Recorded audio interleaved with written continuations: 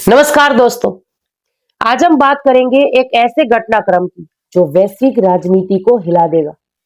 3 जनवरी 2026 को अमेरिका ने वेनेजुएला पर सीधा सैन्य हमला किया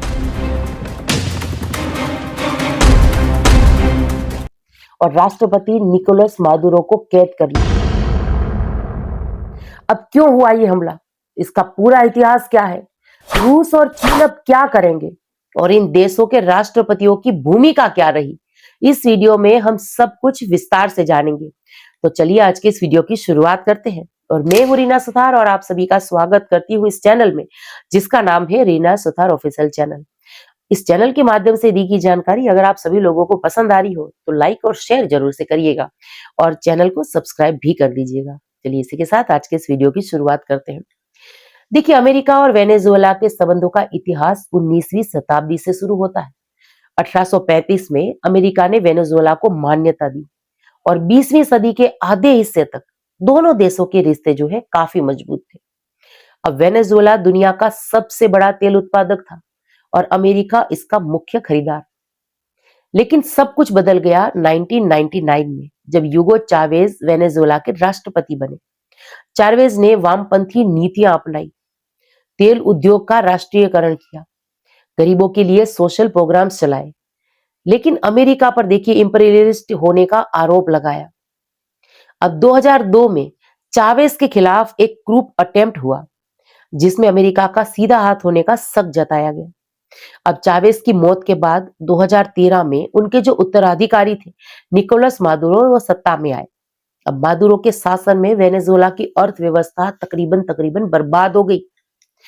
हाइपर इन्फ्लेशन, भूखमरी और राजनीतिक दमन ये अपने चरम पर रहा।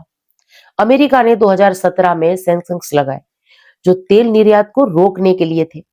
अब 2019 में वेनेजुएला की संसद ने जुआन गुआइडो को अंतरिम राष्ट्रपति घोषित किया और अमेरिका ने उन्हें मान्यता भी दे दी। मादुरो को डिक्टेटर तक कहा गया। 2024 के चुनावों में मादुरो फिर जीते, लेकिन विपक्ष ने इसे फर्जी बताया। 2025 में डोनाल्ड ट्रंप की दूसरी टर्म शुरू हुई और यहीं से ये सारी परेशानी शुरू हुई। उन्होंने वेनेजुएला के ड्रग कार्टेल को टेररिस्ट ऑर्गेनाइजेशन घोषित किया, सैन्य बिल्डअप शुरू किया, जहाज तैनात किए, तेल टैंकर जब्त किए और ये सब ऑपरेशन सदर्न स्पीयर का हिस्सा था। आखिरकार 3 जनवरी 2026 को हमला हो गया। अब ये इतिहास है तेल, सत्ता और वैचारिक टकराव का है। अमेरिका वेनेजुएला के विशाल तेल भंडार, जो दुनिया का सबसे बड़ा तेल भंडार है, इस पर नजर बनाए हुए था। तो अमेरिका ने यह हमला क्यों किया, ये सवाल आपको आपके मन में भी आ रहा होगा। चलिए इसका जवाब देखते चले। आधिकारिक तौर पर यह लॉ इन्फोर्समेंट ऑपरेशन था। मादुरो पर जो है ड्रग ट्रैफिकिंग और नार्को टेररिज्म के आरोप थे। अमेरिकी जस्टिस डिपार्टमेंट ने उन्हें कोकीन तस्करी और हथियार रखने के चार्ज लगाए। अब वेनेजुएला को नार्को स्टेट तक कहा गया, जहां सरकार जो है खुद ड्रग कार्टेल चलाती है, लेकिन गहराई में ये तेल की होड़ थी। वेनेजुएला ने चीनी युआन में तेल बेचना शुरू किया, जो अमेरिकी डॉलर की वैश्विक बादशाही को सीधी चुनौती थी। अब ट्रंप ने कहा कि हम वेनेजुएला के जो तेल है उनको कंट्रोल करेंगे, ये अमेरिका का चोरी किया हुआ माल है। अब कब हुआ ये हमला, इसका अगर जवाब देखें तो 3 जनवरी 2026 को रात 2 बजे से ही हमला शुरू हुआ। ऑपरेशन एब्सोल्यूट रिजॉल्व के तहत 150 से ज्यादा अमेरिकी एयरक्राफ्ट ने काराकास, ला गुआइरा पोर्ट और मिलिट्री बेस पर और इसके साथ साथ एंटीना पर हमला किया। इसकी बिजली गुल हो गई, धमाके हुए। सुबह 5 बजे ट्रंप ने ट्रूथ सोशल पर इसका ऐलान किया कि मादुरो और उनकी जो पत्नी है सीलिया फोर्स को कैद कर न्यूयॉर्क ले जाया गया। कोई अमेरिकी जो सैनिक है इसमें हताहत नहीं हुआ।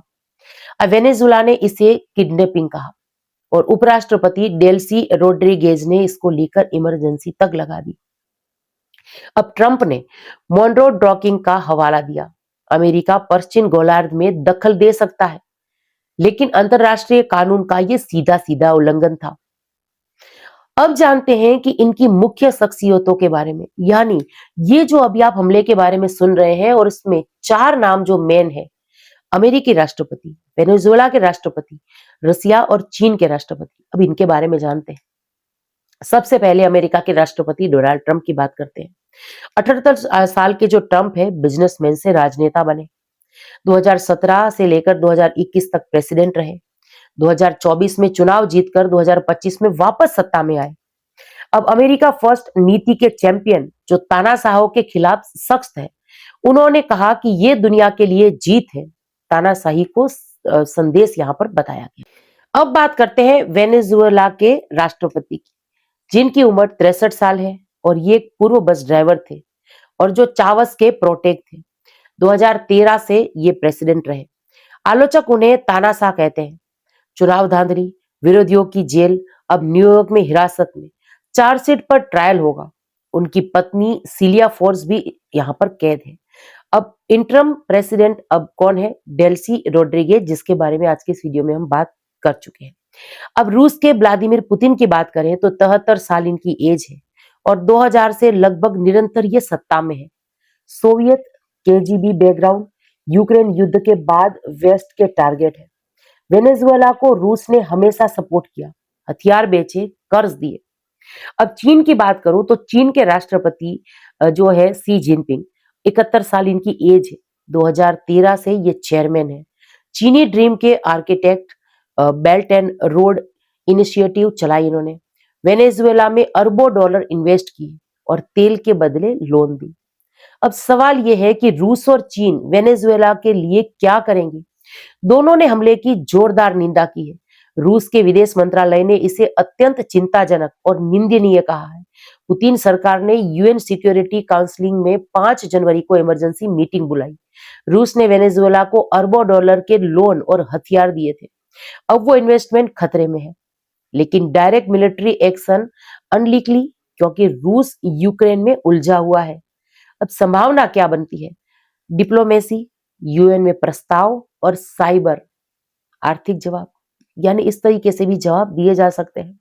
अब चीन ने कहा कि हम गहराई से स्तब्ध हैं और यूएस को मादुरो को रिहाई करने का आग्रह करते हैं।